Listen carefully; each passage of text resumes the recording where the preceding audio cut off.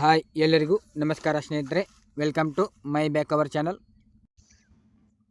ಇವತ್ತಿನ ವಿಷಯ ಏನಪ್ಪ ಅಂತಂದರೆ, ರೈತರ ಒಂದು FID ನಂಬರನ್ನು ಯಾವ ರೀತಿಯಾಗಿ ಫೈಂಡ್ ಮಾಡೋದು. ಓಕೆನಾ, ಸಾಕಷ್ಟು ಜನರಿಗೆ ಗೊತ್ತಿರಲ್ಲ, ನಿಮ್ಮ ಒಂದು FID ನಂಬರ್ ಕಳ್ಕೊಂಡಿರ್ತೀರ. ಅಂತ ಒಂದು ಸಂದರ್ಭದಲ್ಲಿ ಏನಪ್ಪ ಅಂತಂದರೆ, ನೀವು ಕೇವಲ ಇಲ್ಲಿ ನಿಮ್ಮ ಒಂದು ರಿಜಿಸ್ಟರ್ ಮೊಬೈಲ್ ನಂಬರ್ನಿಂದ ನೀವು ಹುಡುಕ್ಬೋದು. ಹೌದು ಸ್ನೇಹಿತರೆ, ನಿಮ್ಮ ಒಂದು FIDಗೆ ಲಿಂಕ್ ಇರುವಂಥ ಒಂದು ಮೊಬೈಲ್ ನಂಬರ್ನಿಂದ ನೀವು ನಿಮ್ಮ ಒಂದು ಫಾರ್ಮರ್ ID ಸರ್ಚ್ ಮಾಡ್ಬೋದು. ಮತ್ತು ಈಗಾಗಲೇ ಕೃಷಿ ಇಲಾಖೆ ಏನಪ್ಪ ಅಂತಂದರೆ ಎಲ್ಲ ಒಂದು ರೈತರಿಗೆ ಪ್ರೂಫ್ ತಂತ್ರಾಂಶದಲ್ಲಿ ಏನಪ್ಪ ಅಂತಂದರೆ ನೀವು KYC ಮಾಡುವುದು ಅತ್ಯವಶ್ಯಕವಾಗಿದೆ. ಮತ್ತು ಇಲ್ಲಿ ಸಹಮತಿ ಪತ್ರವನ್ನು ಕೂಡ ಪಡೆಯುವುದು ಕಡ್ಡಾಯವಾಗಿದೆ ಅಂತ ಕೂಡ ತಿಳಿಸಲಾಗಿದೆ. ಇನ್ನು ಸಹಮತಿ ಪತ್ರದಲ್ಲಿ ನೋಡ್ತಾ ಇರ್ಬೋದು, ಅಪ್ಲೈ ಮಾಡಿದ ತಕ್ಷಣ ನಿಮಗೆ ಇಲ್ಲಿ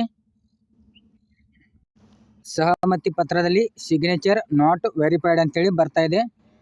ಇದನ್ನು ಸಾಕಷ್ಟು ಜನ ಕೇಳ್ತಾ ಇದ್ರಿ, ಯಾಕೆ ಬರ್ತಾ ಇದೆ ಈ ರೀತಿ ಅಂತೇಳಿ. ಅದನ್ನು ಕೂಡ ತಿಳಿಸ್ತೀನಿ. ಅಲ್ಲಿ ವೆರಿಫೈ ಯಾವ ರೀತಿ ಮಾಡ್ಕೊಳ್ಳೋದು ಅಂತ ಕೂಡ ತಿಳಿಸ್ತೀನಿ. ಅದಕ್ಕೂ ಮೊದಲು ನೀವೇನಾದರೂ ಮೊದಲ ಬಾರಿ ನಮ್ಮ ಚಾನಲ್ ನೋಡ್ತಾ ಇದ್ರಿ, ಈ ಕೂಡಲೇ ಸಬ್ಸ್ಕ್ರೈಬ್ ಅಂತ ಹೇಳ್ತಾ ಬನ್ನಿ ನೋಡ್ತಾ ಹೋಗೋಣ. ಮೊದಲಿಗೆ ನೀವು ಇಲ್ಲಿ ಪ್ರೂಫ್ಸ್ ತಂತ್ರಾಂಶದ ವೆಬ್ಸೈಟಿಗೆ ಬರಬೇಕಾಗುತ್ತೆ. ಇದರಲ್ಲಿ ಏನಪ್ಪ ಅಂತಂದರೆ ಸಿಟಿಜನ್ ಲಾಗಿನ್ ಅಂತ ಇರುತ್ತೆ. ಸೈಡಿಗೆ ನೋಡ್ತಾ ಇರ್ಬೋದು, ರೈಟ್ ಕಾರ್ನರಲ್ಲಿ ಸಿಟಿಜನ್ ಲಾಗಿನ್ ಅಂತ ನೋಡಿ, ಅದರ ಮೇಲೆ ಕ್ಲಿಕ್ ಮಾಡ್ಕೊಳ್ಳಿ. ಇದರ ಒಂದು ನೇರವಾದ ಲಿಂಕನ್ನು ಕೂಡ ವಿಡಿಯೋದ ಡಿಸ್ಕ್ರಿಪ್ಷನ್ ಕೆಳಗಡೆ ಹಾಕಿರ್ತೀನಿ. ಅಲ್ಲಿಂದ ಕೂಡ ನೀವು ನೇರವಾಗಿ ಲಿಂಕನ್ನು ಓಪನ್ ಮಾಡೋದ್ರ ಮೂಲಕ ಚೆಕ್ ಮಾಡ್ಬೋದು. ಓಕೆ, ಸಿಟಿಜನ್ ಲಾಗಿನ್ ಅಂತ ನೋಡಿ, ಇದರ ಮೇಲೆ ಕ್ಲಿಕ್ ಮಾಡ್ಕೊಳ್ಳಿ. ಮಾಡಿದ ತಕ್ಷಣ ನಿಮಗೆ ಇಲ್ಲಿ ಸಿಟಿಜನ್ ಲಾಗಿನಲ್ಲಿ ಮೊಬೈಲ್ ನಂಬರ್ನ ಹಾಕೋದಕ್ಕೆ ಕೇಳುತ್ತೆ, ಆಮೇಲೆ ಪಾಸ್ವರ್ಡನ್ನು ಹಾಕೋದಕ್ಕೆ ಕೇಳುತ್ತೆ. ಇಲ್ಲಿ ಮುಖ್ಯವಾಗಿ ಏನಪ್ಪ ಅಂತಂದರೆ ಪಾಸ್ವರ್ಡನ್ನು ನೀವೇನಾದರೂ ಮರ್ತಿದ್ರೆ ಕೆಳಗಡೆ ರೀಸೆಟ್ ಪಾಸ್ವರ್ಡ್ ಅಂತೇಳಿ ಇರುತ್ತೆ. ಓಕೆನಾ, ಅದರ ಮೇಲೆ ಕ್ಲಿಕ್ ಮಾಡ್ಕೋಬೇಕಾಗುತ್ತೆ. ಕ್ಲಿಕ್ ಮಾಡಿದ ತಕ್ಷಣ ನಿಮಗೆ ರೀಸೆಟ್ ಪಾಸ್ವರ್ಡ್ ಒಂದು SMS ಮೂಲಕ ನಿಮ್ಮ ಒಂದು ಮೊಬೈಲ್ ನಂಬರ್ಗೆ ಒಂದು ಪಾಸ್ವರ್ಡ್ ಬರುತ್ತೆ. ಓಕೆನಾ, ಆ ಒಂದು ಪಾಸ್ವರ್ಡ್ ಬಂದ ತಕ್ಷಣವೇ ನೀವು ತಿರ್ಗಾ ಲಾಗಿನ್ ಪೇಜ್ಗೆ ಬರಬೇಕಾಗುತ್ತೆ. ಲಾಗಿನ್ ಪೇಜಲ್ಲಿ ಮೊಬೈಲ್ ನಂಬರ್ನ ಹಾಕಬೇಕಾಗುತ್ತೆ. ಆಮೇಲೆ ನಿಮಗೆ ಒಂದು ಮೊಬೈಲ್ ನಂಬರ್ಗೆ ಬಂದಿರುವಂಥ ಒಂದು OTP ಅಲ್ಲಿ ಪಾಸ್ವರ್ಡನ್ನು ಇಲ್ಲಿ ಹಾಕಬೇಕಾಗುತ್ತೆ. ಪಾಸ್ವರ್ಡ್ ಹಾಕಿಬಿಟ್ಟು ನೆಕ್ಸ್ಟ್ ಕ್ಯಾಪ್ಚಾ ಕೊಟ್ಬಿಟ್ಟು ಲಾಗಿನ್ ಮಾಡ್ಕೋಬೇಕಾಗುತ್ತೆ. ಲಾಗಿನ್ ಮಾಡಿದ ತಕ್ಷಣ ನಿಮಗೆ ಹೊಸ ಪಾಸ್ವರ್ಡನ್ನು ಹಾಕೋದಕ್ಕೆ ಕೇಳುತ್ತೆ.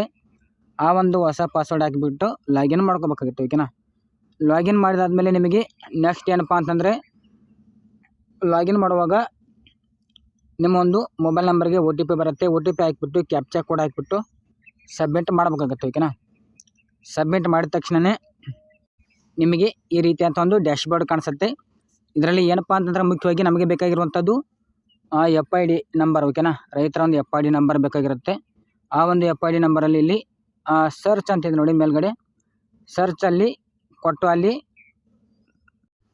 ಅಪ್ಲಿಕೇಶನ್ ಸ್ಟೇಟಸ್ ಅಂತೇಳಿ ಇರುತ್ತೆ. ಓಕೆನಾ, ಅಪ್ಲಿಕೇಶನ್ ಸ್ಟೇಟಸ್ ಮೇಲೆ ಕ್ಲಿಕ್ ಮಾಡಿದರೆ ಸಾಕು. ನಿಮಗೆ ಇಲ್ಲಿ ಏನಪ್ಪ ಅಂತಂದರೆ ನಿಮ್ಮ ಒಂದು FID ನಂಬರ್ ಸಿಗುತ್ತೆ. ನೋಡ್ತಾ ಇರ್ಬೋದು, ಫಾರ್ಮರ್ ರಿಜಿಸ್ಟ್ರೇಷನ್ ನಂಬರ್ ಕೂಡ ಸಿಗುತ್ತೆ, ಡಿಪಾರ್ಟ್ಮೆಂಟು, ಆಮೇಲೆ ಅಪ್ಲಿಕೆಂಟ್ ನೇಮ್ ಯಾರ ಹೆಸರಲ್ಲಿ FID ಇದೆ ಅನ್ನೋದನ್ನು ಕೂಡ ತೋರಿಸುತ್ತೆ. ಇಲ್ಲಿ ನೀವು ಅಪ್ಲೈ ಮಾಡುವಂಥ ಡೇಟು, ಆಮೇಲೆ ಅಪ್ರೂವಲ್ ಆಗಿದೆ ಇಲ್ವಾ ಅನ್ನೋದನ್ನು ಕೂಡ ಸ್ಟೇಟಸ್ ಕೂಡ ತೋರಿಸುತ್ತೆ. ಓಕೆನಾ, ಈ ರೀತಿಯಾಗಿ ನೀವು ನಿಮ್ಮ ಒಂದು ಮೊಬೈಲ್ ನಂಬರ್ ಮೂಲಕ FIDಯನ್ನು ಸರ್ಚ್ ಮಾಡ್ಬೋದು. ಇನ್ನು ರೈತರ ಒಂದು ಕನ್ಸೆಂಟ್ ಫಾರ್ಮನ್ನು ಓಪನ್ ಮಾಡಿದ ತಕ್ಷಣ ನಿಮಗೆ ನೋಡ್ತಾ ಇರ್ಬೋದು, ಸಿಗ್ನೇಚರ್ ನಾಟ್ ವೆರಿಫೈಡ್ ಅಂತೇಳಿ ಬರ್ತಾ ಇದೆ. ಇದು ಎದಕ್ಕೆ ಬರುತ್ತಪ್ಪ ಅಂತಂದರೆ, ನೀವೇನಾದರೂ ಮೊಬೈಲ್ನಲ್ಲಿ ಓಪನ್ ಮಾಡಿದರೆ ಈ ರೀತಿಯಾಗಿ ಸಿಗ್ನೇಚರ್ ನಾಟ್ ವೆರಿಫೈಡ್ ಅಂತ ಬರುತ್ತೆ. ನೀವೇನು ಮಾಡಬೇಕಪ್ಪ ಅಂತಂದರೆ ನಿಮ್ಮ ಒಂದು ಕಂಪ್ಯೂಟರ್ ಅಥವಾ ಡೆಸ್ಕ್ಟಾಪ್ನಲ್ಲಿ ಓಪನ್ ಮಾಡಬೇಕಾಗತ್ತೆ. ಓಕೆ, ಡೆಸ್ಕ್ಟಾಪ್ ಅಥವಾ ಕಂಪ್ಯೂಟರ್ನಲ್ಲಿ ಓಪನ್ ಮಾಡಿದ ತಕ್ಷಣ ನಿಮಗೆ ನೋಡ್ತಾ ಇರ್ಬೋದು, ಈ ರೀತಿಯಾಗಿ ಸಿಗ್ನೇಚರ್ ವ್ಯಾಲಿಡ್ ಅಂತೇಳಿ ಬಂದುಬಿಡುತ್ತೆ. ಓಕೆನಾ, ಡಿಜಿಟಲ್ ಸೈನ್ಡ್ ವ್ಯಾಲಿಡಿಟಿ ಅಂತೇಳಿ ಬಂದುಬಿಡುತ್ತೆ. ಈ ರೀತಿಯಾಗಿ ಏನಪ್ಪ ಅಂತಂದರೆ ನೀವು ಅರ್ಥ ಆಯಿತು ಅಂತ ಅನ್ಕೋತೀನಿ. ಮೊಬೈಲ್ನಲ್ಲಿ ಓಪನ್ ಮಾಡಿದರೆ ಮಾತ್ರ ನಿಮಗೆ ನಾಟ್ ವೆರಿಫೈಡ್ ಅಂತೇಳಿ ಬರುತ್ತೆ.